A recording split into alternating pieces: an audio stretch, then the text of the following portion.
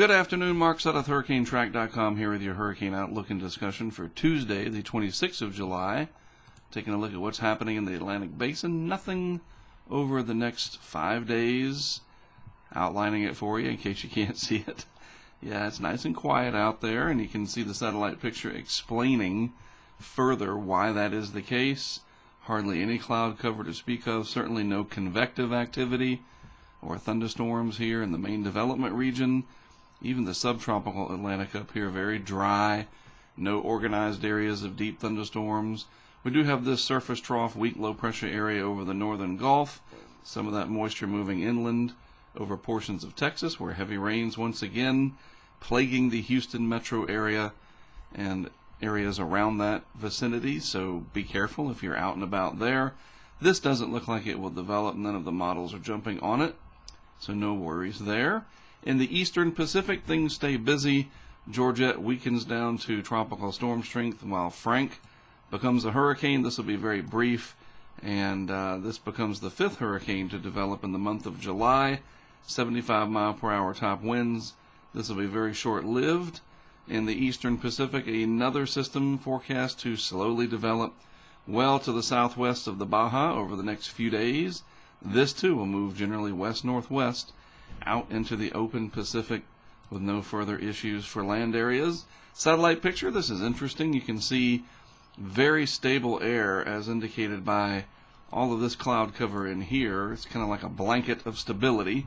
And you can see Georgette here just enveloping all of that, ingesting this more stable air mass. You can see that little dry slug coming in right there like a yin-yang, moist here, dry here.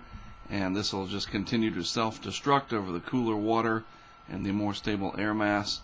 Meanwhile, Frank took advantage of these marginal sea surface temperatures that are existing in here to become a hurricane very briefly. And you can see even on this wide shot, it has a decent little compact area of what we call a CDO, or a central dense overcast. And this will move on out towards this more stable air mass and cooler water pattern, and that'll be the end of Frank. And then down here, you can see this other area trying to curl up, and it too will probably develop and move on off to the west-northwest. And if it gets up into this region, it'll weaken as well.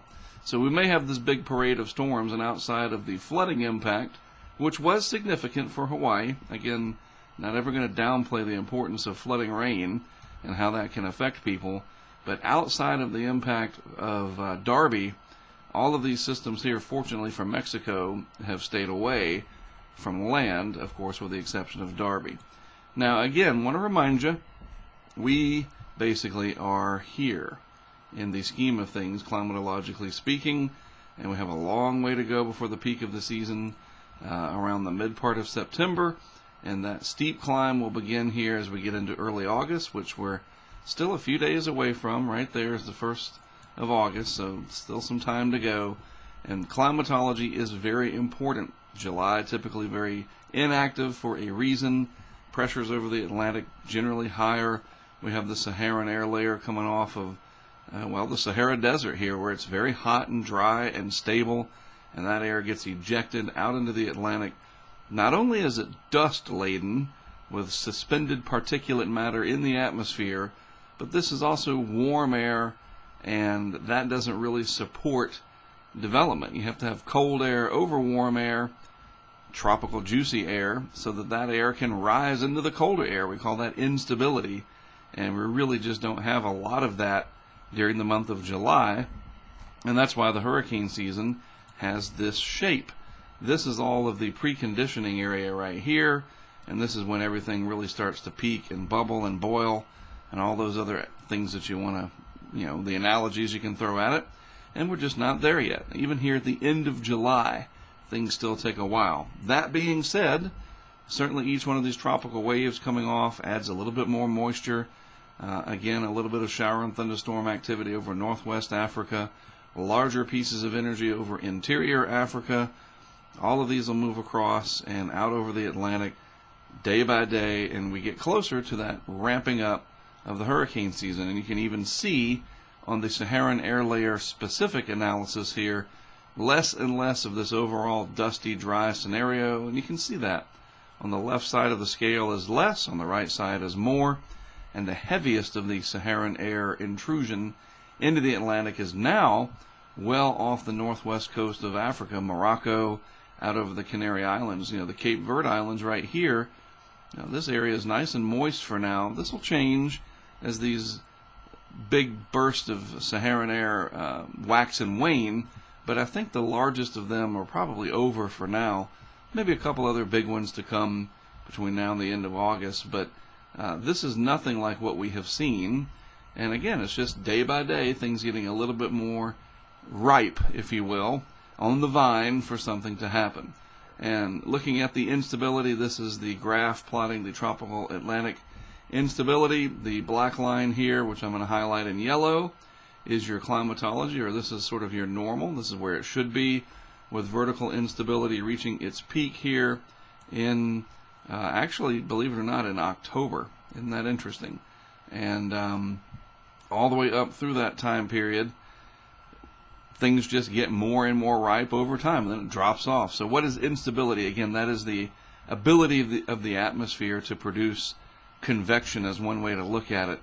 A stable atmosphere is not going to be one where the air is prone to lift into convective towers of thunderstorms and things like that. So, when you have an unstable atmosphere or a lot of instability, cold air aloft, warm tropical air underneath that to rise into, then the instability levels go up. And right now, the warm sort of mid layers of the atmosphere, right around the 400 millibar level roughly, are keeping a cap on things. And storm chasers over the Great Plains know a lot about this.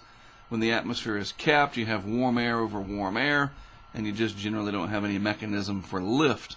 For the most part, you need a trigger. And in this case, you have to have that cold air in the upper atmosphere for the warm, juicy air to lift into.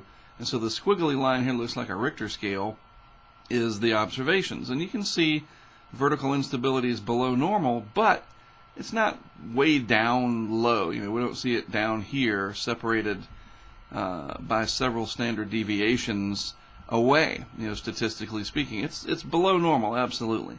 But it's not down here.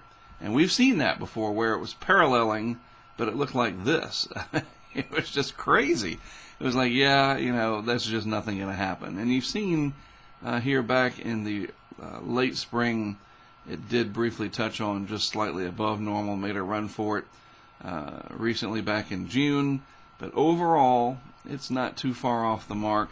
And we're talking about the tropical Atlantic here. Real quick, let me just show you if I can find that picture. We're talking about, where is it? This area through here, for the most part, is where I'm talking. Caribbean and Gulf are separate areas, but the main development region, this is what gets the most attention as to where these tropical waves come off and try to develop.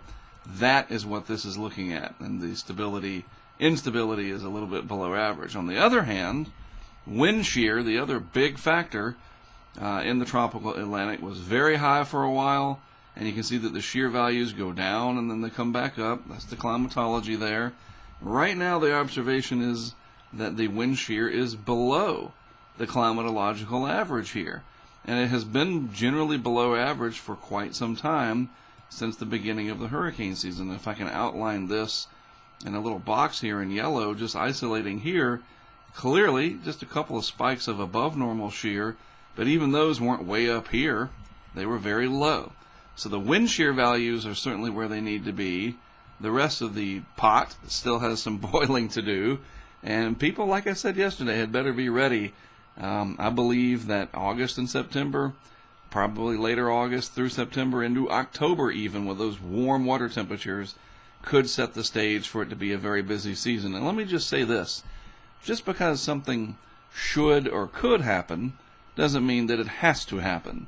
And again, I use the basketball player analogy. Somebody may make 100 free throws during practice. So you say, wow, they're probably going to make their free throws. They should make their free throws during a game, whether it's a close game, a regular season game, a big tournament game, doesn't matter.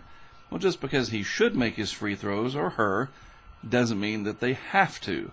Probability and chance and chaos all come into play, and it doesn't mean that we will have a busy season and people will have to deal with landfalls you never know. But I just think the stage is set, and we'll keep monitoring these different parameters, and we'll see how they change over the weeks ahead. I'll probably revisit this maybe next Tuesday to give us something to talk about as we wait for something to percolate. All right?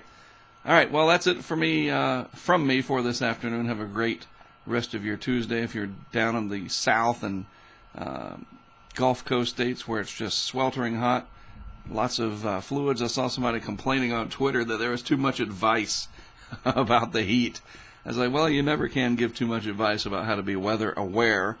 You get busy, you forget to drink, you get a headache, and boom, you've got, a problem there from being dehydrated. So stay cool. I'll be back tomorrow. Mark's out of HurricaneTrack.com. Thanks, as always, for tuning in, and we'll talk again tomorrow.